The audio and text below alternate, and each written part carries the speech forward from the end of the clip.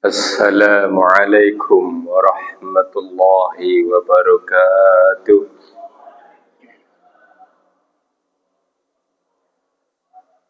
Alhamdulillahi rabbil alamin. Alladzi an'amana bi ni'matil iman wal islam. Wa nusallimu ala khairil anam. Wa sallallahu ala nabiyyina wa habibina wa maulana Muhammad sallallahu alaihi wasallam wa ala alihi wa ashabihi wa man tabi'ahum bi ihsani ila akhiril alam. Qala ta'ala fil Qur'anil Karim, a'udzu billahi minasy syaithanir rajim. Ya ayyuhalladzina amanu ittaqullah wabtaghu ilaihil wasilah wajahidu fi sabilih la'allakum tuflihun. Ya ayyuhalladzina amanu ittaqullah wa qulu qawlan sadida yuslih lakum a'malakum wa yaghfir lakum dhunubakum wa may yuti'illaha wa rasulahu faqad faza fawzan 'azima. Amma ba'd. Para jamaah subuh Masjid Mujahidin PCM Songgom yang semoga tetap dalam rahmat Allah Subhanahu wa taala. Kesempatan kali ini mengambil judulnya dari Lazismu Jawa Tengah, yaitu sinergi strategis lazismu yang berdampak dan berkelanjutan. Mengambil tema tentang sinergi strategis lazismu yang berdampak dan berkelanjutan dikarenakan untuk lazismu Muhammadiyah se-Indonesia sudah mendapatkan penghargaan predikat badan atau lembaga pengumpul infak sodako zakat terbaik manajemen administrasi audit laporan secara nasional. Jadi di Indonesia nomor 1 tentang ketertiban kebaikan manajemen pengelolaannya. Alhamdulillah. Artinya bukan kita mengaku, bukan kita mengklaim, tapi ini atas dasar profesional penelitian penghargaan dari pihak lain yang sudah membuktikan kinerja pada lazismu. Kemudian untuk membahas tentang perkara pokok yang akan dikembangkan pembahasannya itu kalimat berdampak dan berkelanjutan. Soal dalil dari dulu sampai sekarang sama-sama orang lain juga bisa dalil ataupun sama-sama mampu menyampaikan dalil. Yang berbeda itu berarti cara mengelola, cara memanage, cara memprogram, cara melaksanakan. Itulah manusia dikasih perbedaan baik sifatnya untuk administrasi maupun sifatnya manajemen di dalam pengelolaannya. Para hadirin dirahmati Allah Subhanahu wa taala. Ya ayyuhalladzina amanu, wahai orang-orang beriman. Hampir semua orang yang bisa membaca dan menghafal serta menyampaikan ayat ini semuanya sama. Anfiqu mimma razaqnakum, disuruh, dianjurkan, diperintahkan. Ini kalimat fi'il amar, kalimat perintah. Anfiqu, berinfaklah. Infak banyak dianalogikan ataupun diartikan, yaitu membelanjakan harta di jalan Allah Subhanahu wa ta'ala. Artinya pada sarana-sarana yang diridhoi Allah. Artinya pada momentum-momentum yang disyariatkan oleh Islam. Artinya semua bentuk saluran infak maupun sedekah maupun nilai-nilai pembelanjaan yang tidak berdosa. Contoh yang paling mudah jelas untuk keluarga. Untuk keluarga tidak ada belanja untuk keluarga dosa, nggak ada. Kecuali berlebihan baru berdosa. Kecuali belanja selain makan, selain minum, selain urusan rumah tangga, tapi untuk poya-poya, itu baru dosa. Atau disalurkan untuk kepentingan yang berlebihan, hura-hura, itu baru berdosa.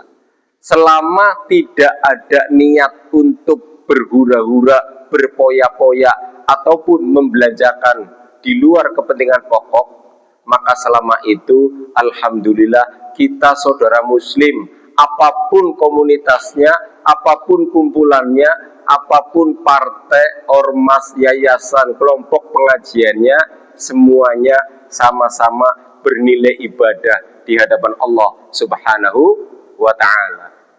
Sing penting berarti pertama niate go rumah tangga. Kalau ternyata setelah untuk rumah tangga, suami istri dan anak cucu sudah tercukupi, kok masih memiliki harta lebih, berarti dalam kondisi secara umum saiki disebut UMR, upah minimum regional kota maupun provinsi. Itu standar secara nasional. Kenapa? Angger laka standar, laka wong cerita luwih laka. Ya, umpama orang nganggo standar. Si A duit sarong juta cukup. Si B duit 5 juta ora cukup. Kenapa 5 juta ora cukup? Bahan bakarnya mobil 5 liter 50.000 bisa nembe bisa nggo bolak-balik. Sementara wong liya sing 2 juta nganggone motor 10.000 kena nggo bolak-balik. Beda ya. Maka sing 5 juta bisa ora cukup, sing 2 juta bisa cukup. Kue sing disebut angger orang nganggo standar UMR. Akhirnya malah kualik, sing hasilnya akeh ora cukup, sing hasilnya setitik malah cukup. Karena sing hasilnya akeh kerjane kantore upama sing Songgom Anjuk Tegal wis kena 50.000 durung tentu cukup. Apa maning anggar mobilnya pas radan boros. Jadi per liter umpama digawe 14 kilo. 5 liter berarti 14 ping 5. Pira 50 papat ping 5 loro. 70 kilo.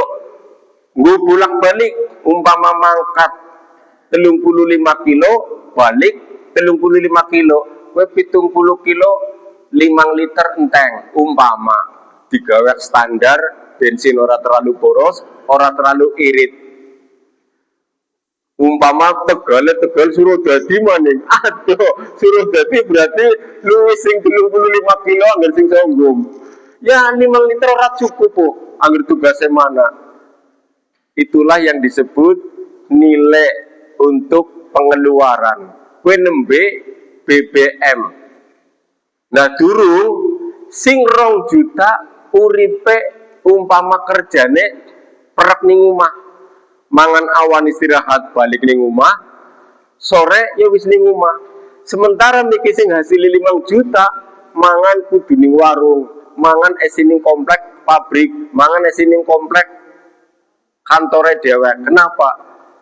Karena pulangnya jauh, maka manganing restoran, manganing warung, manganing tempat dekat kerja secara hitungan lebih mahal, berarti lebih pemborosan. Maka dari itu akhirnya bisa kurang cukup.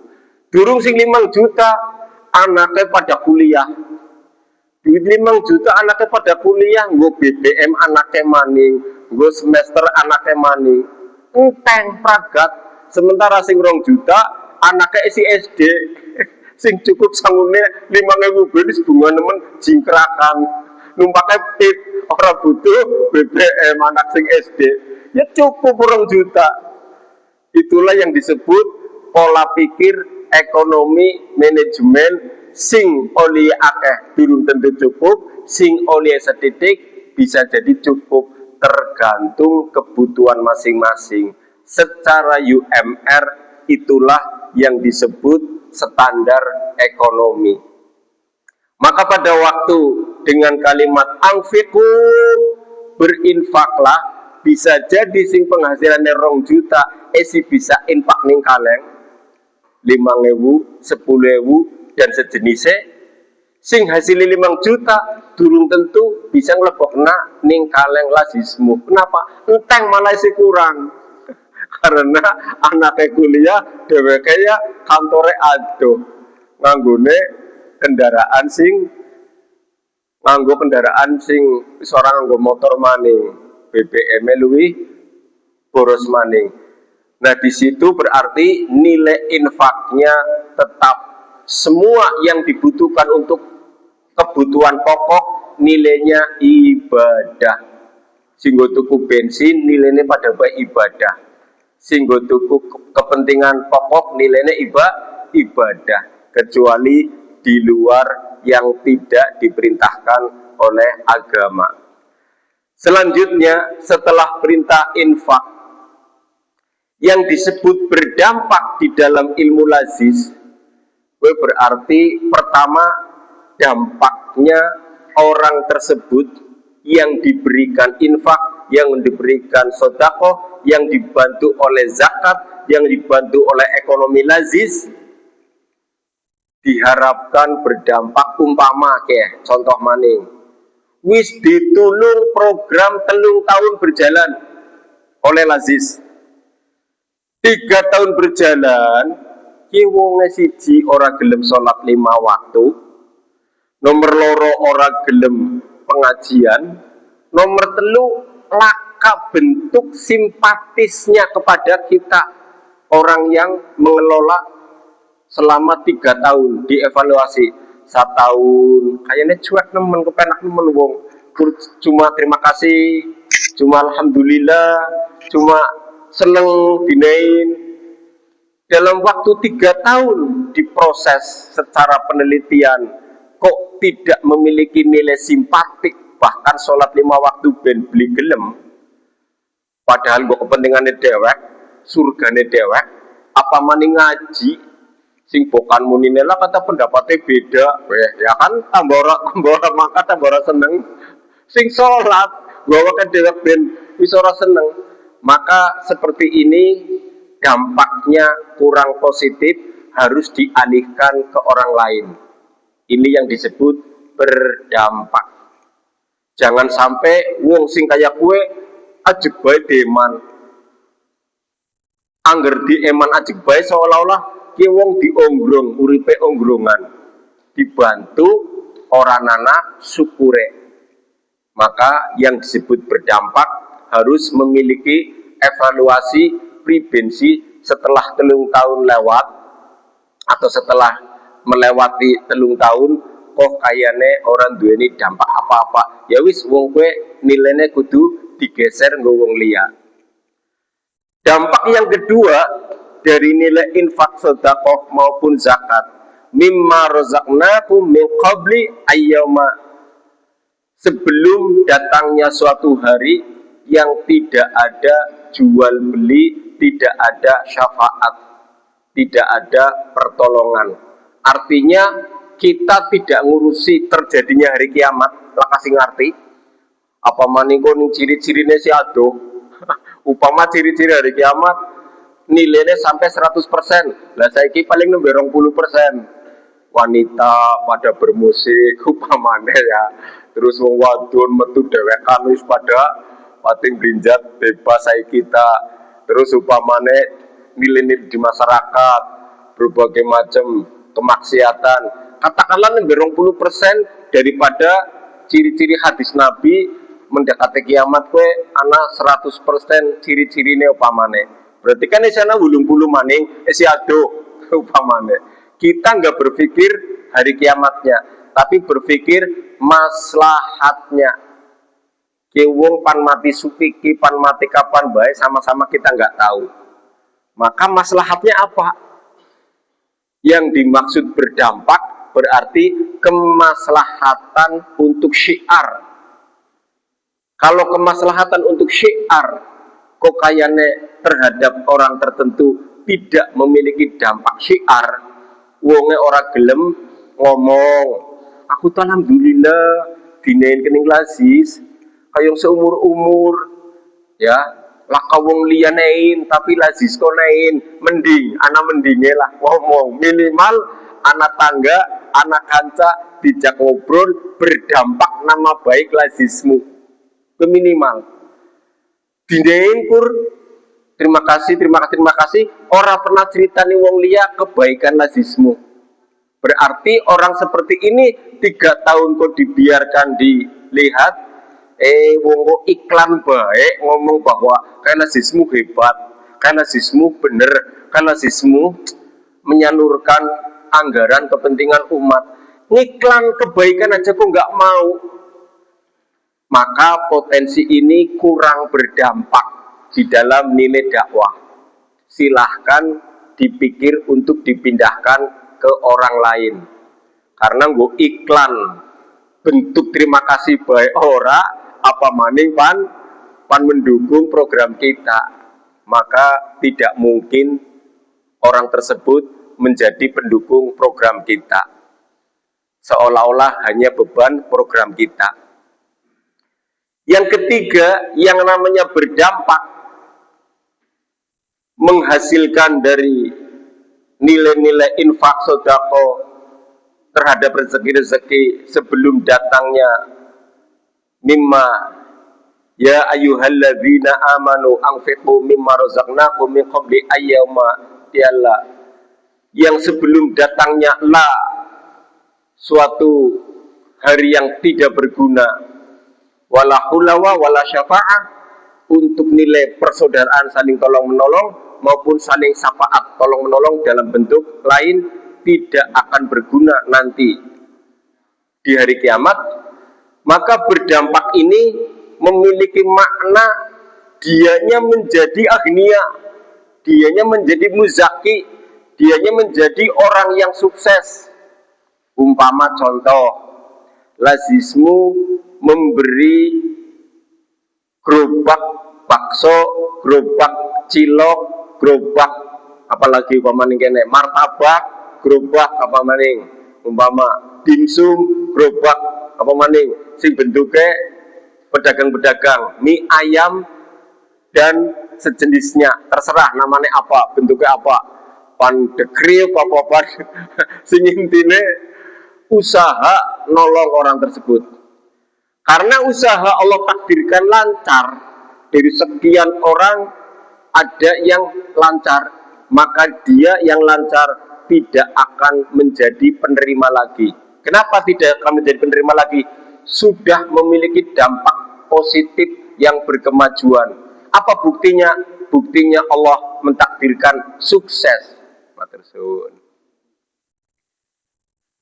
Apa bukti Allah mentakdirkan sukses? Dia rezekinya tiap harinya lancar.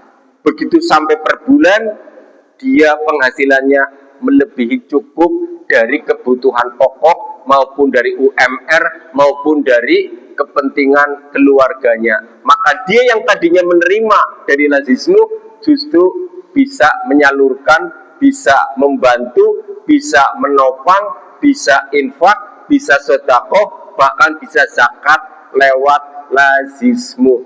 Maka ini yang disebut berdampak. Berarti alhamdulillah menolong orang sukses. Walaupun menolong orang yang nggak sukses, tetap sama-sama pahala. Karena takdirnya Allah memberi takdir nggak sukses. Jangan dianggap, oke, sing bener berarti sing sukses, sing ora sukses ora bener. Jangan. Tetap sing ora sukses ya tetap bener, sing sukses ya tetap bener. Mung bedanya anggar sukses, dampaknya lebih terasa. Loso, ana wong bisa nulung ning wong liya. Karo wong sing ora bisa nulung ning wong liya, dampaknya sing katon, sing bisa nulung apa sing ora nulung? Sing bisa nulung pasti katon dampaknya apik. Kata wonge apik nemen, kata wonge soleh nemen, kata wonge dermawan nemen. Kenapa? Mampu menolong orang lain, sementara orang lain tidak mampu menolong karena kesuksesannya berbeda tingkatan ataupun berbeda cara pengelolaannya. Ini pun disebut dampak positif. Setelah kriteria dampak positif seperti ini, wala khullatu wala syafa'ah, yang dikhawatirkan ternyata yang dikhawatirkan itu wal kafiruna humuz zalimun. Kenapa cerita ya ayyuhalladzina amanu? Kenapa cerita infak? Kenapa cerita hati-hati hari kiamat? Kok ayat ini terakhirnya kalimat yang keempat, orang kafir ini orang yang zalim. Jangan sampai mengkufuri nilai-nilai iman, jangan sampai mengkufuri nilai-nilai infak, jangan sampai mengkufuri nilai-nilai keyakinan hari kiamat. Kita harus hati-hati, kita harus banyak menabung, kita harus banyak mempersiapkan diri, kita harus banyak beramal soleh.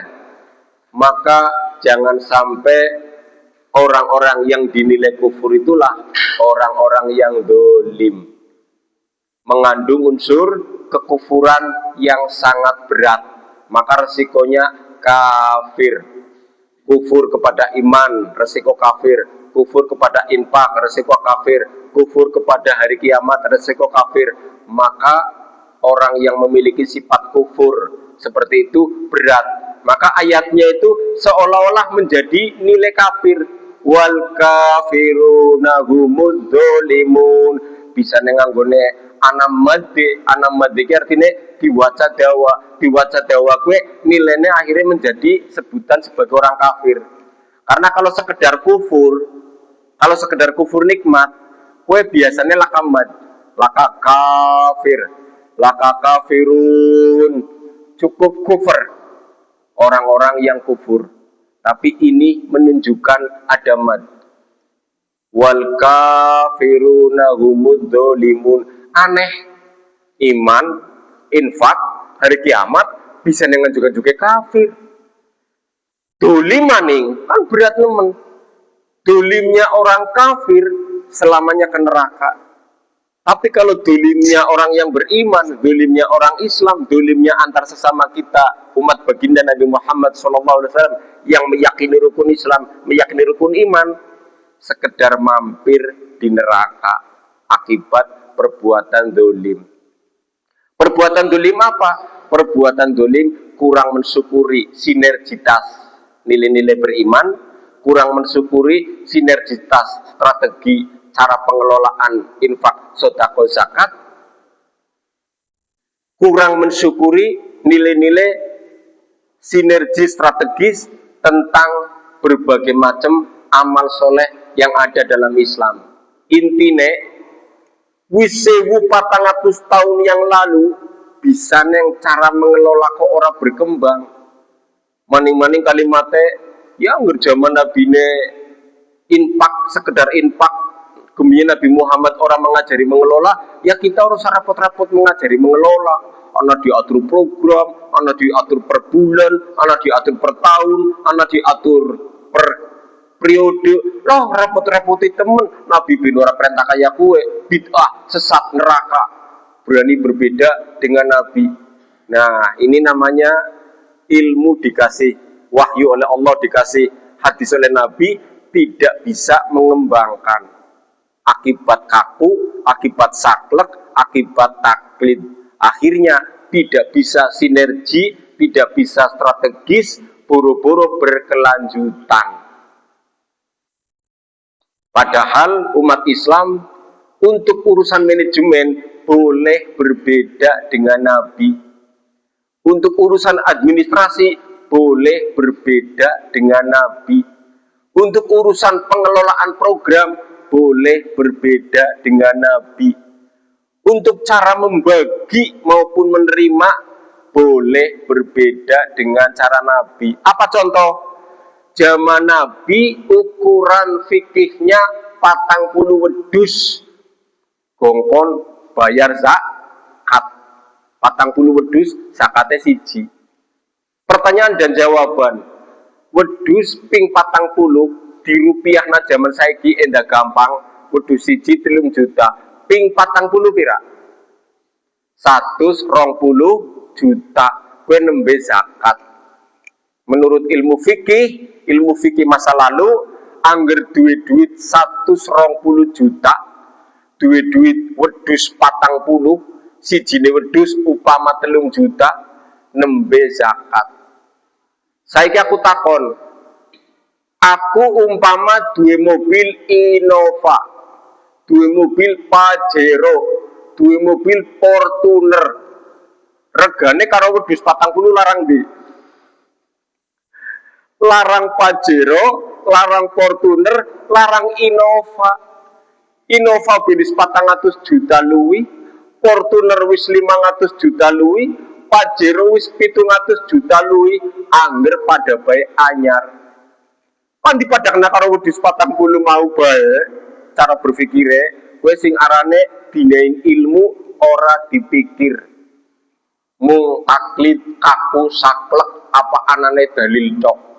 Padahal dunia wis berkembang pesat. Gini apa mboten? Maka boleh jadi zakatnya si wedhus, zakatnya wedhus siji, mikir gane 3 juta, cilik. Tapi ngerpan zakate Pajero, zakate Fortuner, zakate Innova, apa maning zakate Camry, Lexus dan sejenisnya sing regane wis upamane apa maning ke Alphard 1 miliar luwih. Lo kan 3 juta zakate. Pripun? Ya zakatnya berarti bisa di atas 10 juta. Itulah hebatnya lazismu, selalu berkembang, menyadarkan orang, menginsafkan orang, memahamkan orang agar ilmu pengetahuan tentang infak, sedekah, zakat semakin maju. Maka Muhammadiyah disebut berkemajuan. Kelompok liya lakas yang disebut berkemajuan. Karena programnya belum bisa mensadarkan, menginsafkan, memahamkan orang terhadap nilai. Sing niki nilai zakat 40 wedhus diganti saiki nilainya bentuk kendaraannya melebihi wedhus 40. Jadi ilmu fikihnya berkembang. Itulah yang disebut berkelanjutan. Berkelanjutan selanjutnya, selain nilai angka tadi, jangan sampai diancam sebagai orang kufur nikmat, kufur ilmu, dan berbagai macam kufur yang resikonya dolim. Berkelanjutannya yang tadi programnya umpama tahun ini menolong 10 orang, maka supaya nilai di lazismu di Muhammadiyah berkelanjutan, tahun depan mau nolong selain 10 nambah 5 wong, target 15 orang. Itu pun disebut berkelanjutan.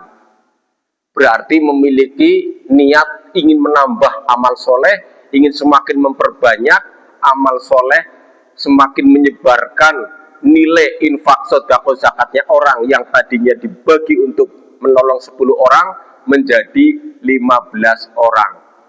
Atau kalau mampu seperti Masjid Jogokaryan, dari 100 orang menjadi 200 orang, dari 1000 orang menjadi 2000 orang. Ditiru Jogokaryan, tapi yang meniru baru 1% ben langka se-Indonesia. Se-Indonesia masjid sing niru programnya Jogo Karyan dari komplek-komplek Masjid Muhammadiyah, kemudian di Sragen ya sama, masjidnya dikelola Muhammadiyah, di Kalimantan yang untuk waktu acara apa ya nasional,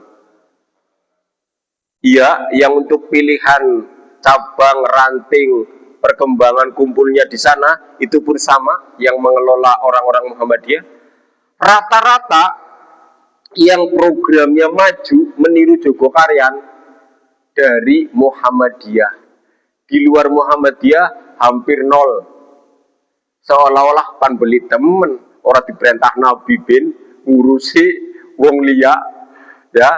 Akhirnya Muhammadiyah mengamalkan perintah Nabi untuk khairun nas, sebaik-baik manusia, yaitu anfa'uhum linnas, yang banyak bermanfaat untuk manusia diamalkan oleh lazismu Muhammadiyah. Kemudian Muhammadiyah dewek 1% durung anak apa maning wong liya. Sing ibaratnya niki berkemajuannya lambat, maka kita alhamdulillah termasuk orang yang berkelanjutan di dalam sinergitas strategi lazismu yang berdampak nilai-nilai positif dakwah, yang berdampak nilai-nilai berkemajuan, yang berdampak nilai-nilai semakin terkenal, yang berdampak nilai-nilai semakin banyak menolong orang, termasuk Allah mentakdirkan adanya bencana di Aceh, di Padang sebagian, di Sibolga sebagian, di Tapanuli Tengah sebagian provinsi Aceh, sebagian provinsi Sumatera Utara, sebagian provinsi Sumatera Barat, dan sekitar 16 kabupaten. Hikmahnya Allah mentakdirkan lagi-lagi Muhammadiyah organisasi terbanyak di dalam angka nilai menolong orang lain, menolong bencana alam maupun menolong orang terkena musibah. Nilainya sudah di atas 70 miliar. Pertolongan seluruh dunia terbesar dari Muhammadiyah, apalagi Indonesia. Alhamdulillah, berarti kita yang pernah menyalurkan lewat Jumat Berkah, yang pernah menyalurkan lewat kotak lazis untuk disalurkan ke kabupaten, ke provinsi, apalagi ke pusat, nyampe ke sana. Minimal sebagiannya tersalurkan. Alhamdulillah. Dengan seperti itu, lagi-lagi Allah mentakdirkan lewat berbagai program lazismu, MDMC maupun badan, kalau di Muhammadiyah berarti semacam penanggulangan bencana, menolong di berbagai tempat musibah maupun bencana alam. Sing munenge negara Uni Emirat nyumbang kira 30.000 ton beras yang tadinya ditolak oleh pemerintah kota di sana, dan pemerintah Indonesia kebingungan cara menerimanya karena bantuannya orang di Jakarta, orang di pusat, tapi ning kana ngerepot maning ngirimanane. Akhirnya pemerintah Indonesia lewat Muhammadiyah disuruh menjadi jembatan atau menjembatani atas nama pemerintah Indonesia menerima bantuan dari Uni Emirat Arab untuk disalurkan ke orang-orang yang terdampak bencana alam. Alhamdulillah, sing dipercaya luar negeri Uni Emirat Arab dan dipercaya dalam negeri pemerintah Prabowo Indonesia lewat Muhammadiyah. Artinya apa? Artinya Muhammadiyah bentuk syukurnya terus ditingkatkan. Supaya apa bentuk syukur ditingkatkan? Supaya negara percaya, supaya luar negeri percaya. Rasulullah disebut Al-Amin, dipercaya orang Quraisy walaupun kafir wong Quraisy. Walaupun wong Quraisy pada waktu gue secara akidah nolak, Tetapi secara kepercayaan, aku percaya Muhammad ki wong jujur. Wong kafir Quraisy percaya yen Nabi Muhammad ku wong jujur. Mung bedane akidahe sing durung gelem Islam. Begitupun orang lain percaya Muhammad iki bener anggar ngelola duit, Muhammad iki bener anggar ngelola ekonomi, ora pan korupsi, semuanya diaudit. Auditnya bukan sekedar audit internal, duduk audit umpamanya lazismu tak teliti aku duduk, tapi langsung penelitinya dari badan resmi audit nasional sing pihak luar. 10.000 ning dike bisa neng duitnya kurang 10.000 laka laporane hebat, tukang audit hebat nemen 10.000 bin katon duit hilang apa hebat kowe lazismu kowe.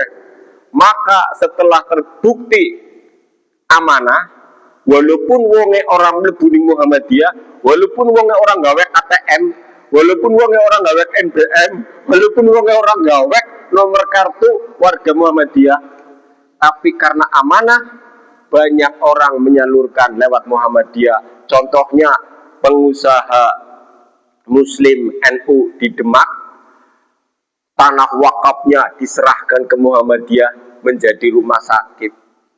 Padahal beliau tetap jadi ulama NU di daerahnya, tidak pindah jadi Muhammadiyah, tapi wakafnya diserahkan ke Muhammadiyah. Subhanallah, karena percaya. Begitupun di tempat lain, banyak warga saudara muslim yang lain karena percaya Muhammadiyah mengelola universitas, rumah sakit, harta benda lewat lazis percaya, maka diserahkan lewat Muhammadiyah. Alhamdulillah, itulah yang disebut amanah. Maka Rasulullah disebut Al-Amin, orang yang dipercaya karena kejujurannya, karena menjaga amanah. Jadi Muhammadiyah mudah-mudahan disebut Al-Amin, menjaga amanah oleh Uni Emirat Arab maupun luar negeri lainnya, dan oleh pemerintah Indonesia maupun masyarakat komunitas kaum muslimin lainnya. Alhamdulillah. Maka dari itu berarti proses yang dimaksud berkelanjutan memiliki nilai-nilai positif di masyarakat. Apa nilai-nilai positif di masyarakat?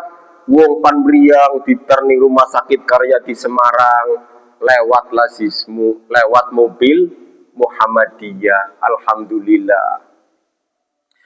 Ada orang mau beasiswa, bocah pinter, hafid Quran, walaupun 10 juz, walaupun 15 juz, walaupun 20 juz, syukur-syukur nambah, ternyata diajukan lewat lazismu. Kadang ada yang lolos bisa melanjutkan kuliah gratis, kuliah beasiswa lewat pengajuan kerjasama lazismu dengan universitas yang dituju oleh si siswa tersebut.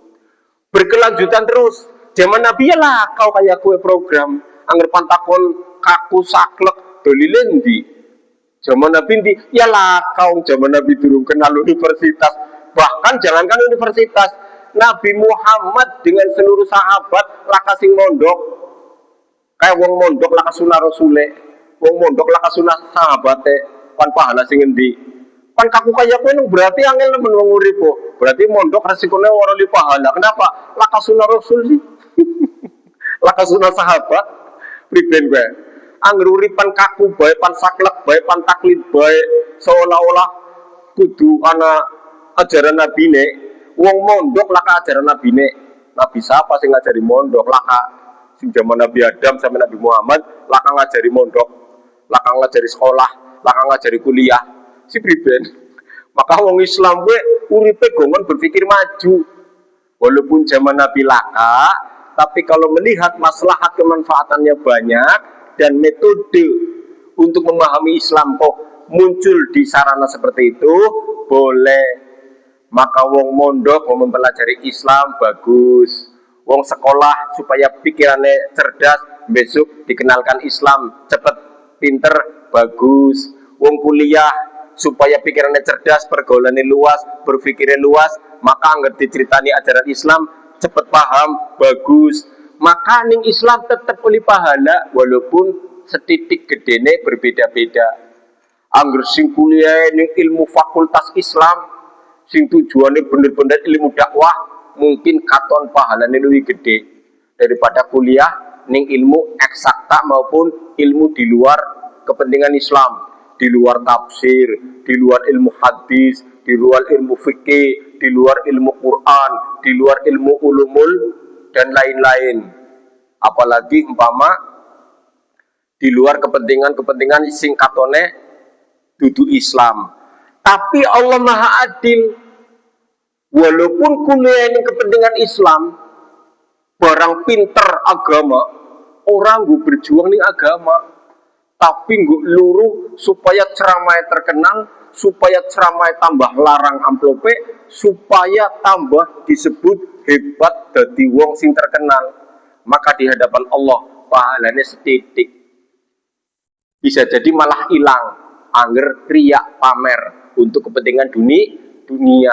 Sing ilmunya ketone beda, kuliah teknologi, kuliah matematika, kuliah ilmu lain-lain, tapi ternyata dia ilmu teknologinya, ilmu matematikanya, ilmu ekonominya, ilmu lain-lainnya gombela Islam, pahalanya gede nemen. Itulah yang disebut formalitas kadang sisi lain perlu, tapi informal kita juga harus saling memuliakan. Ora kabeh sing katone Islam wong dijamin surga, ora kabeh sing katone ora Islam terus ora dijamin surga.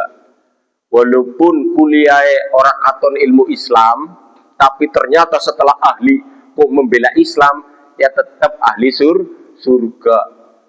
Sing bisa nggawe teknologi rudal balistik, rudal hipersonik, rudal penjelajah, rudal berhulu ledak nuklir, wong kafir wedi ning wong Islam sing bisa kaya kowe, akhirnya gue membela, gue mendukung saudara Islam, gue melindungi wong Palestina, gue melindungi kita umat Islam, akhirnya umat Islam orang gampang dibom kening Amerika, kening Israel, kening wong sing biadab-biadab, maka boleh jadi dia ahli rudal dijamin surga. Tapi sing ahli fikih, pinter fikih kurnggo terkenale dewek, kurnggo kehebatannya dewek, resikone durung tentu ahli surga. Kenapa? Siapa tahu fikihnya untuk asobiyah, fikihnya untuk firqah, fikihnya untuk ujub, fikihnya untuk sombong, fikihnya untuk supaya dirinya kelihatan hebat di masyarakat. Akhirnya di hadapan Allah belum tentu surga. Itulah yang disebut berkelanjutan. Ilmu itu dikembangkan ning lazismu supaya bisa menjadi target-target beasiswa dan lain sebagainya. Maka mudah-mudahan kesempatan kali ini kulolan panjenengan sedaya arti berdampak sinergitas strategi di lazismu ini maksudnya yang memiliki dampak syiar Islam, yang melalui syiar Islam bermuhammadiyah. Yang kedua yang dimaksud berkelanjutan berarti progres programnya terus maju, terus inovasi, terus apapun yang diputuskan oleh pimpinan pusat kita melaksanakan program-programnya. Itulah yang disebut hidup di lazismu itu programnya berkelanjutan. Semoga dengan kesempatan yang sedikit ini, karena saya jam 6 ditunggu serah terima kepengurusan Musola Khotimah Al-Yubi di Jatibarang Kidul oleh PCM Jatibarang, maka mohon pamit, mohon pengertiannya di takmir sini. Saya cukupkan sampai di sini. Doa kafaratul majelis. Subhanakallahumma wa bihamdika asyhadu an la ilaha illa anta astaghfiruka wa atubu ilaik. Nasrun minallah wa fatun qarib, basyiril mu'minin. Wassalamualaikum warahmatullahi wabarakatuh.